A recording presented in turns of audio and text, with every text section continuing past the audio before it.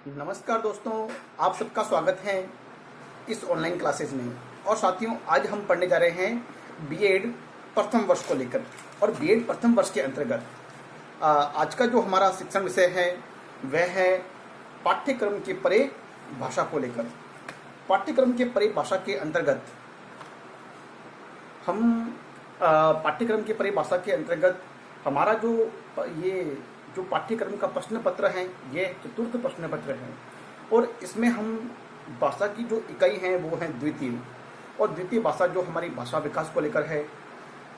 और इस भाषा विकास के अंतर्गत जैसा कि हमने पूर्व में भी चर्चा की है कि बालक के सर्वांगीण विकास के अंतर्गत एक भाषाई विकास भी एक महत्वपूर्ण तथ्य के रूप में सामने आता है, क्योंकि बिना भाषाई विकास के व्यक्ति में कभी भी सर्वांगीण विकास नहीं हो सकता। तो जितने विकास एक बालक के परिपक्व होने में आवश्यक है उतना भाषाई विकास भी आवश्यक है। तो इस पूरी इकाई के दौरान हम भाषा विकास की प्रक्रियाओं एवं उसके जुड़े हुए विभिन्न सिद्धांतों को लेकर इसमें अध्ययन करेंगे। साथ ही साथ में साथियों, इस भाषा विकास के दौरान हम आज का जो हमारा प्रकरण है वो है उच्चारण संबंधी दोष। उच्चारण दोषों के प्रकार कौन कौन से हैं। और आज का जो मुख्य शिक्षण बिंदु है जैसा कि हमारा वो है मनोवैज्ञानिक जो मनोवैज्ञानिक दोष होते हैं या मनोवैज्ञानिक दोष कौन कौन से होते हैं। जो बाकी दोष तो हमने पढ़े, लेकिन मनोवैज्ञानिक दोष भी बालकों में उसके सीखने सिखाने की प्रक्रियाओं को बाधित करते हैं। तो ऐसे दोषों के बारे में भी हम जानकारी हासिल करेंगे, क्योंकि कुछ बालक तो मतलब जैसे हम जैसे कक्षीय शिक्षण व्यवस्था के दौरान हम देखते हैं कि कुछ बालक तो बिल्कुल शिक्षक की डर के मारे धीरे धीरे या रुक रुक कर पढ़ता है। लेकिन कुछ बालक ऐसे भी होते हैं जो या तो बहुत चिल्ला चिल्ला के पढ़ते हैं या फिर बहुत अधिक मतलब कांपते पढ़ते वक्त भी, या फिर डरते हुए पढ़ते हैं। तो कहने का मतलब ये है कि या ऊंची आवाज़ में पढ़ते हैं या तेज गति से पढ़ते चिल्ला के। तो ये भी कहीं ना कहीं एक मनोवैज्ञानिक दोष के अंतर्गत आता है। साथ ही साथ में हम इस बात को भी एक दृष्टिगत करते हैं कि बालकों को जब हम कक्षीय शिक्षण व्यवस्था में कराते हैं तो कुछ बालक मानसिक विकारों या मानसिक दोषों से ग्रसित भी होते हैं। तो ऐसे दोषों की पहचान करके हम उनके बारे में बताने जा रहे हैं कि ऐसे दोष कौन कौन से हो सकते हैं। तो सबसे पहले साथियों हम बता सकते हैं कि एक तो मुख बालक और एक मुख बधिर बालक। मुख बालक तो साथियों वो होगा जो बालक बोल नहीं सकता। मुख से जो बालक मतलब मुख है, जो मतलब बोल नहीं पाता और लेकिन सुन पाता है, उसमें सुनने की क्षमता होती है।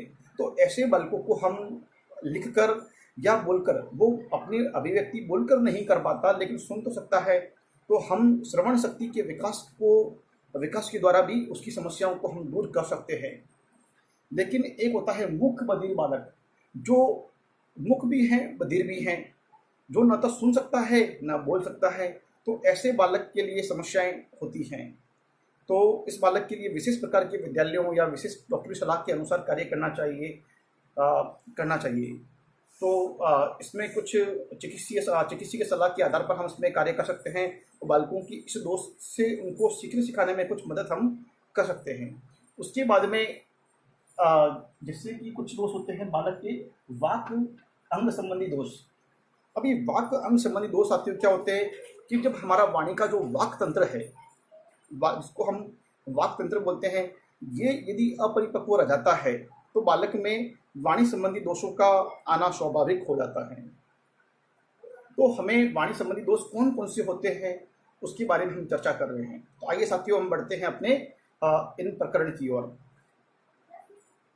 सबसे पहला दोष दिया हुआ है उच्चारण संबंधी दोष। कुछ बालक कुछ ध्वनियाँ ही नहीं निकाल पाते हैं। हालांकि ऐसे बालक ध्वनियाँ बोल सकते हैं, अपनी बातें बोल सकते हैं, लेकिन क्या होता है कि कुछ ध्वनियों, एक या दो ध्वनियाँ ऐसी भी होती हैं जो मतलब स्पष्ट रूप से बोल नहीं पाते हैं। या फिर ऐसा भी होता है कि वो बालक या तो एक ध्वनि के दो प्रयोग करते हैं। जैसे मान लो किसी बालक को बोला कि त का उच्चारण करना है, जब कोई त से जुड़ा हुआ शब्द आ गया तो त को ट बोलते हैं। ता जैसे ता तो दंती स्वर है, दंती व्यंजन है, और जबकि ट मूर्धन्य है, लेकिन वो एक ही तरह से उसका अध्ययन का उसका मतलब मूर्धन्य की तरह ही सो बोलते हैं, तो त को भी ट बोलेंगे और ट को भी त बोलेंगे। तो ये भी एक वाक संबंधी दोष, वाक अंग संबंधी दोष होगा। वाक यंत्र से ग्रसित या वाक यंत्र से ग्रसित जन्य दोष हैं। तो इसका भी चिकित्सक की सलाह द्वारा हम उपचार करने का प्रयास कर सकते हैं। अब इसके बाद ऐसा एक दोष है देर से बोलने के दोष।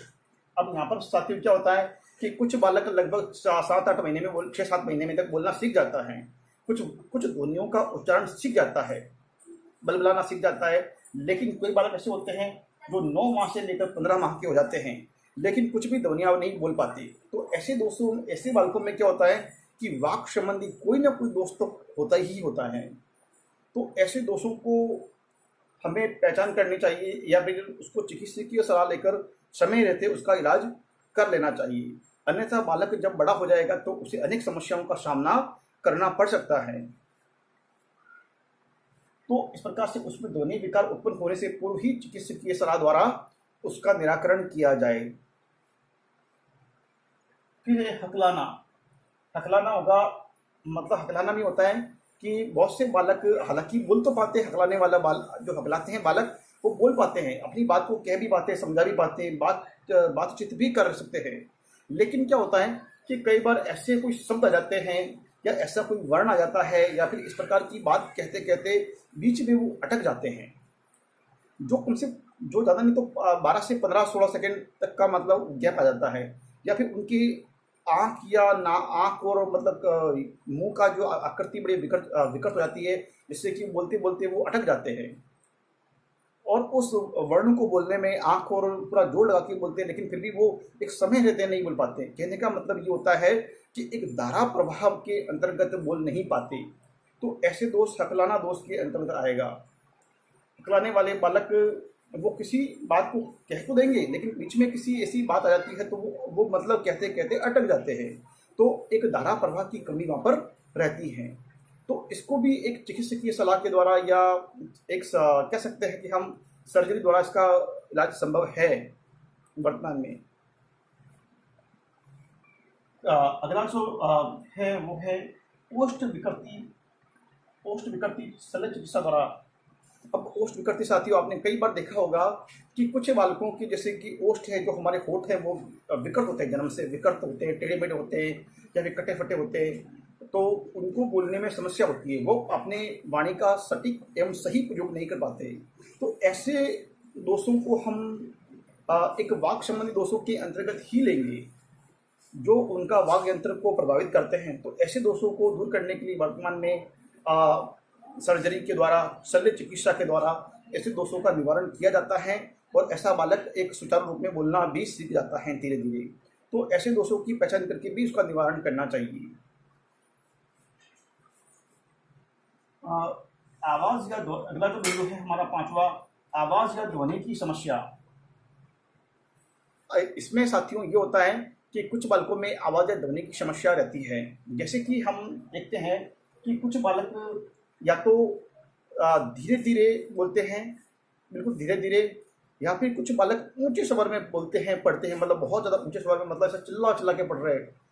तो हमें वो थोड़ा सा अटपटा भी लगता है। या फिर कुछ बालक नासिक के ध्वनि में बोलते हैं, जैसे मतलब नाक में बोलते हैं, नासिकीय ध्वनि का उपयोग करते हैं, जैसे नाक में बोलते हैं। तो उनका बोला हुआ मतलब बड़ा अजीब सा लगता है हमें, या सुनने में भी वो अच्छा नहीं लगता। या फिर किसी बालकों की आवाज़ में इतना भारीपन होता है जो एक गले में खराश टाइप कह सकते हैं, या कर्कश ध्वनि होती है जो हमें अच्छी नहीं लगती है। तो उसका भी समय रहते हमें इलाज करवा लेना चाहिए। उसके बाद है श्रवण विकृति। श्रवण विकृति से साथियों आप सभी परिचित है। श्रवण विकृति क्या होती है? श्रवण विकृति साथियों वो बात होती है कि इसमें बालक या व्यक्ति न तो वो बालक सुन पाता है, और जब बालक सुन नहीं पाएगा पूरी तरह से तो वो समझ भी नहीं पाएगा, और समझ नहीं पाएगा तो वो मतलब अपनी बात को सही ढंग से कह भी नहीं पाएगा। तो ऐसे बालक का मतलब श्रवण दोष से संबंधित चिकित्सकीय सलाह के माध्यम से, किसी शल्य चिकित्सक के माध्यम से इसको दूर किया जा सकता है। लेकिन जब बालक में उसकी मतलब श्रवण शक्ति कमजोर होगी तो बालक सुन नहीं पाएगा, और सुन नहीं पाएगा तो समझ नहीं पाएगा, और सुन और समझ दोनों ही नहीं पाएगा तो वो उचित अभिव्यक्ति नहीं दे पाएगा। तो ऐसे दोषों को दूर करने के लिए अभिभावकों को ध्यान देना चाहिए और शिक्षक को भी बताना चाहिए। और ऐसे विशेष आवश्यकता वाले बालक हैं तो उनकी पहचान करके सरकार की मदद भी लेनी चाहिए। और हो सके तो ऐसे मतलब उनको विभिन्न प्रकार जैसे कि विद्यालय में मुख्यमंत्री जैसे कि तरफ से कोई योजनाएं चलती हैं, या फिर जैसे कि सर्व शिक्षा अभियान के तहत ऐसे चिन्हित बालकों को विशेष चिकित्सकीय उपकरण या मतलब चिकित्सकीय सलाह दी जाती थी। तो इस प्रकार के आयोजनों या कैंपों के माध्यम से बालकों को सुविधाएं उपलब्ध करवानी चाहिए। इनको चिन्हित करके उनको उचित चिकित्सकीय सुविधाएं भी सरकार के द्वारा मिल सकती हैं तो भी करवानी चाहिए, अन्यथा किसी संस्था के द्वारा सहायता मिलता है तो भी करवाना चाहिए। और उनके अभिभावक सक्षम हैं इस तरह के इलाज करवाने में तो उसे दूर करने का प्रयास या उनको इसकी पहचान करवाकर उन्हें इस बात से अवगत कराना चाहिए, ताकि बालक में समय रहते इन दोषों का निवारण किया जा सके। तो साथियों, आज के इस वीडियो व्याख्यान में हमने पढ़ा कि उच्चारण दोषों से बालक का शिक्षण अधिगम इस प्रकार से प्रभावित होता है। तो हम शिक्षण अधिगम प्रक्रिया है, जो साक्षरता की जो प्रक्रिया है, उस प्रक्रिया में जो श्रवण दोष हैं वो कितना प्रभावित करते हैं, तो उनकी प्रभावता को हम देखते हुए उनको समय रहते हैं उनका हम निराकरण करें। साथ में बालक के भाषाई संबंधी जो ज्ञान है उसको परिपक्व बनाने के लिए हमें प्रयासरत रहना चाहिए। और चाहे वो शारीरिक दोष है, चाहे मनोवैज्ञानिक दोष है, या फिर हम उनका परिवेश से संबंधित दोष है, या फिर वो अभ्यास जनित दोष हैं कि अभ्यास नहीं कराया गया, सही ज्ञान नहीं दिया गया, तो इस प्रकार के दोषों को अध्यापक को एक अच्छा अध्यापक अपने विद्यार्थियों की दोषों को दूर करके उन्हें दूर करने का प्रयास करता है। तो कबीरदास जी ने यह भी कहा है कि गुरु ऐसा चाहिए जैसा सूप सुभाए, गुरु ऐसा चाहिए जैसा सूप सुभाए, सार सार को गही करे, थोता दिए उड़ाए। मतलब सूप के समान जो सूप जब अनाज के लिए उसको फटका जाता है तो वो अनाज को तो ग्रहण कर लेता है, लेकिन जो उसमें कचरा होता है, जो कचरा होता है हल्का फुल्का, जो बिल्कुल उसको मतलब उड़ा के बाहर कर लेता है। तो गुरु भी अपने शिष्यों के अच्छे गुणों को अपने अंतर उनको विकसित करता है, और दुर्गुण होते हैं, जो अवगुण होते हैं, उन्हें दूर करने का प्रयास करता है। तो हर शिक्षक को अपने साथियों, अपने जो उन विद्यार्थियों में पहचान करके उन दोषों को दूर किया जाए और उन्हें अधिक से अधिक मतलब ज्ञान प्रदान किया जाए, तो वही शिक्षक दुनिया में एक अच्छा शिक्षक एवं आदर्श शिक्षक कहलाने के काबिल होता है। तो साथियों, आज के वीडियो व्याख्यान में इतना ही। हम फिर मिलेंगे अगले वीडियो व्याख्यान में। तब तक के लिए बहुत बहुत धन्यवाद। जय हिंद, जय भारत।